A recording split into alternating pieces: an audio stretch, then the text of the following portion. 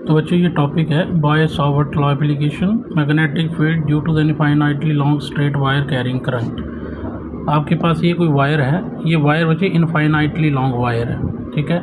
ये पी वो पॉइंट है जहाँ पर आपने मैग्नेटिक फील्ड पता करनी है due to this current element infinitely long, ठीक है। ये करंट कितना जा रहा है इसमें से आई। तो बच्चे यहाँ से क्या करेंगे, देखिए ये जो पी पॉइंट है यहाँ पर मैग्नेटिक फील्ड पता करनी है, तो इसके लिए मैंने एक छोटा सा एलिमेंट कंसीडर कर लिया जिसका कि लेंथ कितना है डी एल, और ये एलिमेंट कितनी डिस्टेंस पे है from the centre, this is from L distance, ठीक है। तो इस ओ पॉइंट से पी पॉइंट का डिस्टेंस एक्स हो गया, और जो एलिमेंट कंसीडर किया वो है डी एल, जिसकी मैग्नेटिक फील्ड आपने इस पी पॉइंट पे पता करनी है। जब इसकी मैग्नेटिक फील्ड मिल जाएगी ना डी एल की पी पॉइंट पे, तो इसको इंटीग्रेट करके पूरे की निकाल देंगे, ठीक है। तो यहाँ से यहाँ तक का जो डिस्टेंस है दैट शुड बी आर। तो ये एंगल पूरे का पूरा बना θ1 और ये बना θ2। तो यहाँ से यहाँ पर पी पॉइंट के जैसे इसको टच करोगे तो यहाँ पर एक और एंगल जनरेट होता है थीटा, ठीक है।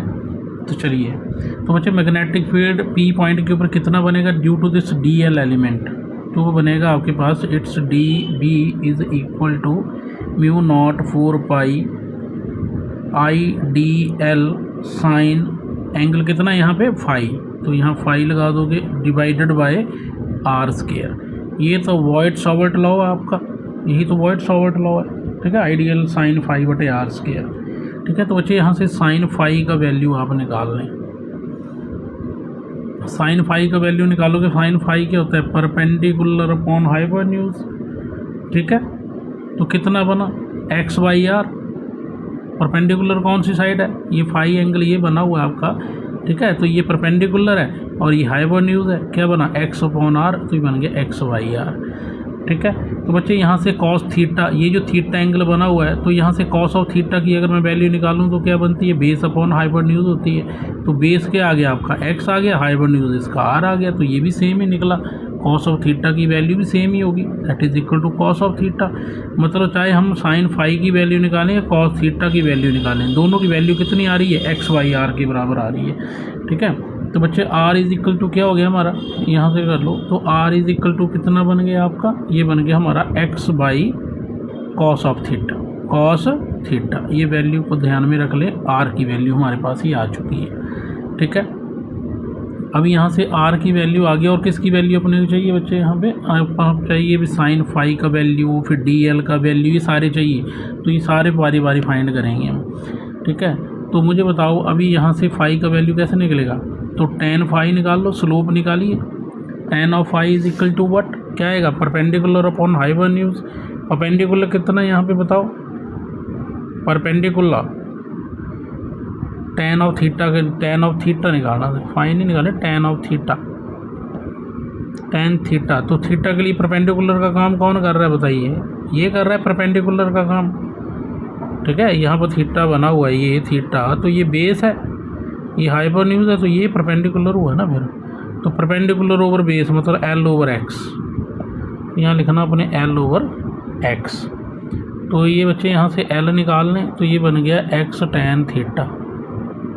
इस एल को डिफ्रेंशिएट कर दें, ठीक है, ये बन गया D L x ten of theta का क्या बनेगा आपका differentiation, it is of सीकेंड square theta D theta. ये बन गई हमारी डी एल की वैल्यू। डी एल को डिफ्रेंशिएट कर, एल को डिफ्रेंशिएट किया तो डी एल बना, एक्स का एक्स आया, तो टेन का डिफ्रेंशिएशन होता है सीकेंड square theta into D theta, ठीक है।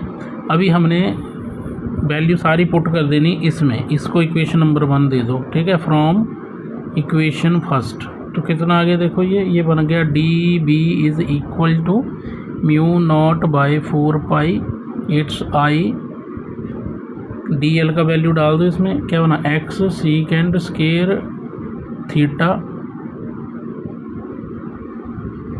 सीकेंड square theta D theta bracket close cos of theta, ठीक है, डिवाइडेड बाय नीचे क्या आएगा, नीचे हमारा आर का स्क्वायर है, तो आर की वैल्यू मैंने निकाली हुई है क्या एक्स वाई कॉस थीटा, तो ये बन गया x square cos square theta, ठीक है। अब बच्चे देखो 1/cos² थीटा किसके बराबर होता है? 1/cos² थीटा होता है sec² थीटे के बराबर। तो मतलब यहाँ से ये cos² थीटा और sec² थीटा तो कट गया, ठीक है। और क्या कटा इसमें से? देखो एक x भी चला गया, तो हमारे पास बचता है dB = μ0/4π इट्स i, ये बना cos थीटा d थीटा बटे x, ये बचा हमारे पास, ठीक है। अब बच्चे इसको इंटीग्रेट कर दो। dB की इंटीग्रेशन क्या होती है? भी इंटीग्रेशन कर देनी है, भी इंटीग्रेशन नेट मैग्नेटिक फील्ड पता करने के लिए। तो dB की इंटीग्रेशन होगी भी इंटीग्रेशन ऑफ कितना बनेगा? dB, ठीक है। तो dB का इंटीग्रेशन कहाँ से कहाँ तक है? θ1 से θ2 तक लिमिट लेंगे हम, ठीक है। दो एंगल बने, देखिए एक θ1 बना हुआ है, एक θ2 बना हुआ है, ठीक है। इस लाइन के नीचे की तरफ वो वायर, इस ऊपर की तरफ को वायर है इनफाइनाइटली लॉन्ग, तो नीचे का एंगल θ1, ऊपर का θ2, तो लिमिट लेनी θ1 से θ2, और θ1 को रखना है नेगेटिव, ठीक है। θ1 को नेगेटिव साइन से शो करना है, क्यों? क्योंकि नीचे वाला एंगल जो है ना, बेस से नीचे वाला एंगल नेगेटिव रखना, ऊपर वाला पॉजिटिव। बस ये हो गया अपना। अब इसमें डालो वैल्यू, तो ये बना -θ1 θ2, dB का वैल्यू कितना है? μ0I cos theta d theta बटे 4π × x।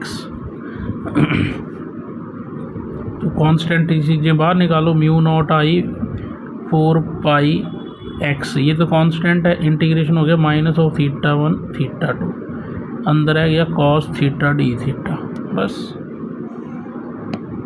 ठीक है। चलिए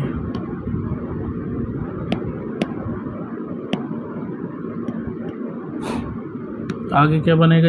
ये बन गया b = μ0I बटे 4π x। अब बचे यहाँ पर इंटीग्रेशन कर देंगे cos of theta d theta की। cos थीटा का इंटीग्रेशन होता है साइन थीटा, ठीक है, ब्रैकेट क्लोज। यहाँ बना θ1 नेगेटिव और θ2। अब थीटे की जगह एक बार θ2 भरो, एक बार θ1 भरो, तो b = आ गया μ0I बटे 4π x bracket sine of θ2 minus sine of θ1,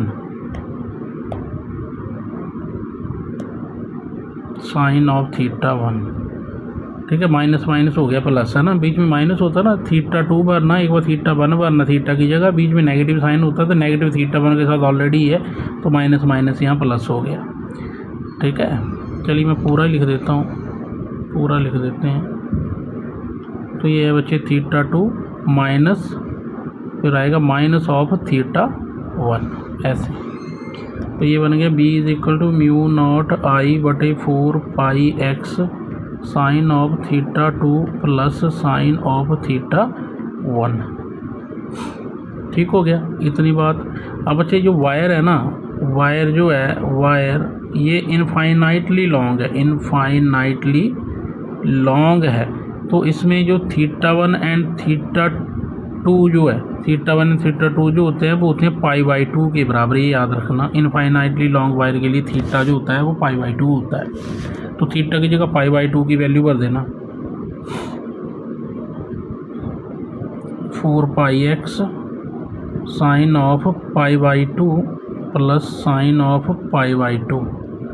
sign 90 होता है ना π/2, तो साइन 91 होता है।